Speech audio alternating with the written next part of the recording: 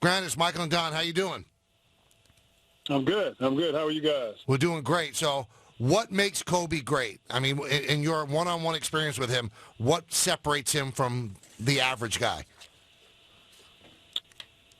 Well, I mean, first and foremost, he comes from, good stock. I mean, his dad obviously played in the NBA, so he's got, some good natural abilities, athleticism, good size. But I think it's his work ethic. I think his mindset.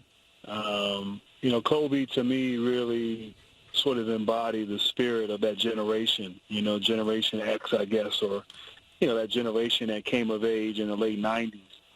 I think Allen Iverson also embodies that spirit too. But just, I'm not going to wait my turn. I belong now.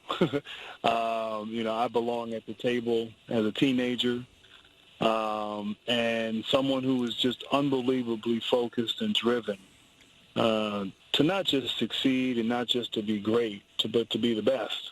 And I think when you mix all those attributes together, his drive, his work ethic, his mentality, combined with some of the, God-given gifts that were given, I think that in large part sort of captures why he was so special as a player. Grant, as a former player, what do you think hurts Kobe more? Him struggling on the floor or struggling on a team that's 2-14? I think both are tough, but I also think when you get to that point, and obviously Kobe's different, but, when you get to acceptance, accepting the idea that the end is near or that you're going to retire as he's come out and made public, then there's a real sort of peace of mind and comfort with that. And I'm sure, his mindset, his focus is different than what it had been in years prior. And I think now you kind of just take in, you enjoy all the moments, the ups and the downs, the travel, the losses, the experiences, because it's this is it. And once you sort of made your mind up, and you are making that call yourself, and you accept it, it's tough.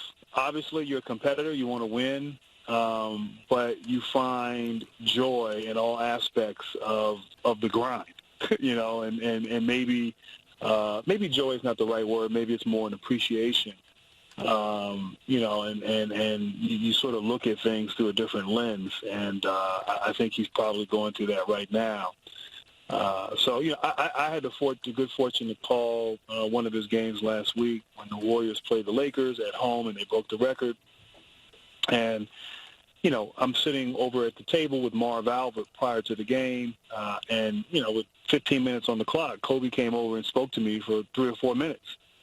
And, I knew right then and there that he had flipped that switch and was ready to hang it up. Because that's not what he does, right?